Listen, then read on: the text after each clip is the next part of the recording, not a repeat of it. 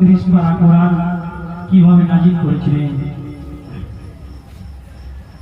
দীর্ঘ 23 বছর ধরে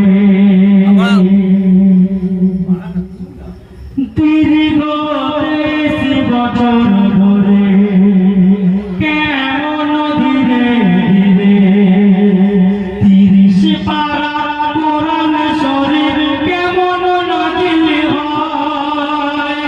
প্রিয় নবীর মধুর ঠোঁটে, প্রিয় নবীর মধুর ঠোঁটে আল্লাহ কথা হয়, ঠোঁটে শুনতে ইচ্ছা হয়। কেন ঠোঁটে আল্লাহ